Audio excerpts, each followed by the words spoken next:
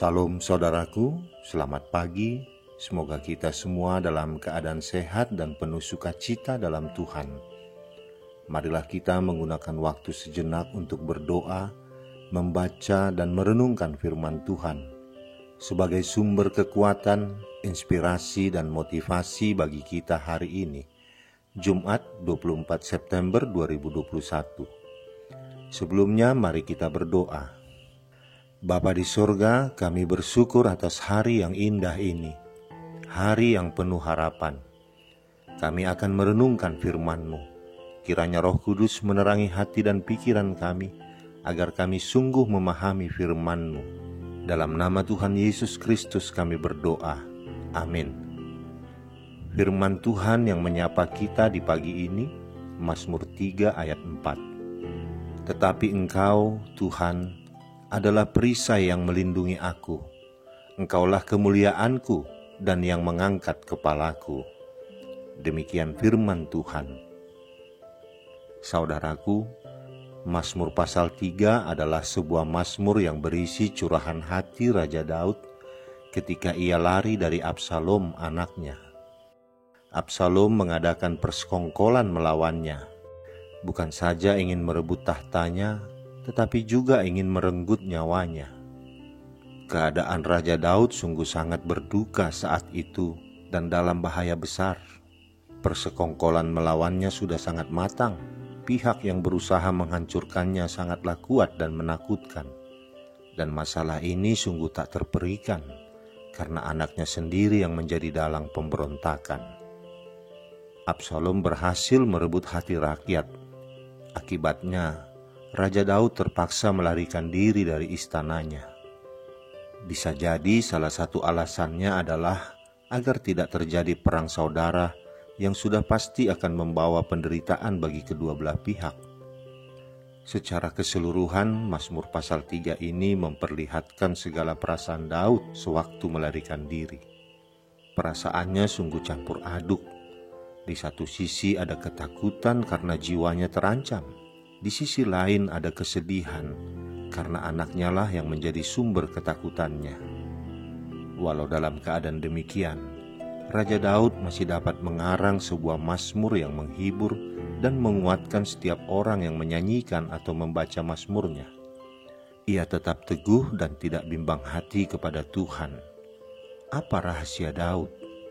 Setidaknya ada 3 hal yang Raja Daud lakukan sehingga ia tetap teguh dan tidak bimbang hati kepada Tuhan, meski didera duka, tekanan, bahkan harus menghadapi anaknya sendiri yang menginginkan nyawanya. Pertama, ia datang menemui Tuhan Allah dalam doa.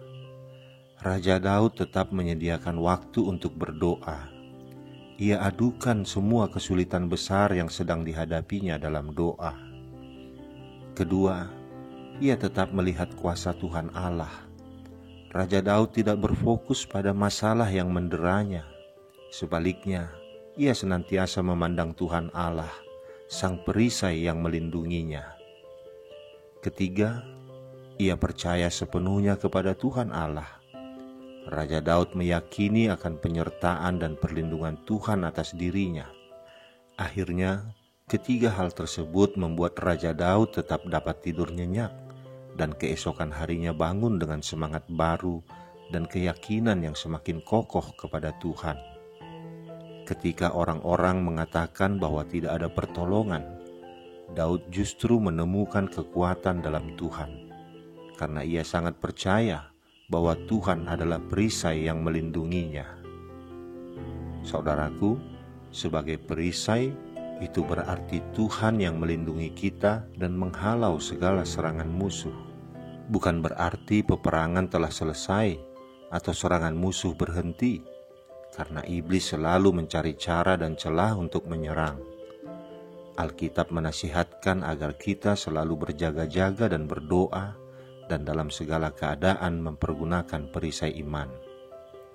Karena Tuhan menjadi perisai kita, maka kita tetap terlindungi dan tidak mudah untuk ditaklukkan. Untuk mendapatkan perlindungan dari Tuhan, kita harus memiliki iman yang tertuju hanya kepada Tuhan. yaitu iman yang tidak tergantung pada keadaan atau situasi. Orang yang memiliki iman di dalam Tuhan akan tetap percaya, walaupun apa yang terlihat tidak sesuai dengan harapan.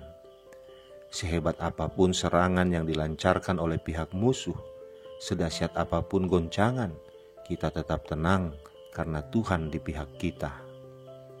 Karena ada perlindungan yang pasti dari Tuhan, kita menjadi tenang.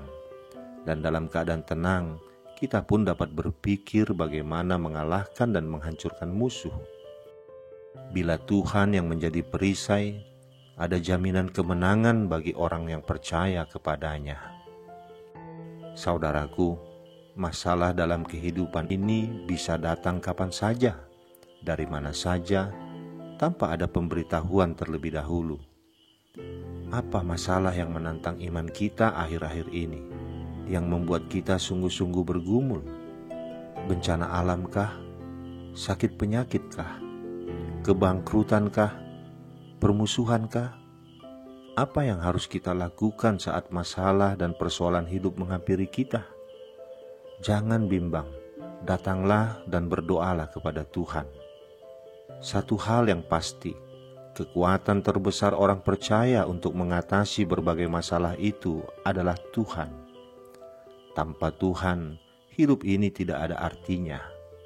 Bagaikan orang yang sedang berperang tanpa perisai, hanya memberikan kesempatan bagi lawan untuk menyerang dan membuat tubuh ini terluka. Benar bahwa Tuhan itu adalah perisai kita yang selalu melindungi kita dan yang selalu menjaga kita. Ia tidak pernah membiarkan kita jatuh dalam berbagai-bagai pencobaan yang melebihi kekuatan kita. Di saat kita lemah dan di saat kita tak berdaya, Ia selalu memegang tangan kita dan menarik tangan kita agar kita bisa bangkit lagi. Segeralah datang kepada Tuhan, pandanglah kuasa-Nya, dan percayalah sepenuhnya. Katakanlah dengan yakin dalam hatimu, "Hai masalah, aku punya Tuhan." Amin, kita berdoa. Bapa di surga, kami berterima kasih atas firman-Mu yang kami renungkan hari ini, di mana hamba-Mu Daud begitu yakin dan percaya akan kekuatan kuasa-Mu untuk melindunginya. Begitu peliknya persoalan hidup yang ia hadapi. Nyawanya terancam oleh anaknya sendiri, namun imannya yang teguh tetap menguatkan dia dan meminta pertolongan dari-Mu. Kiranya iman percaya Daud yang sungguh besar itu juga ada pada kami, agar dalam setiap menghadapi masalah dan persoalan kehidupan ini, kami tetap memandang-Mu saja, dan kami datang berharap kepada-Mu di dalam doa-doa kami.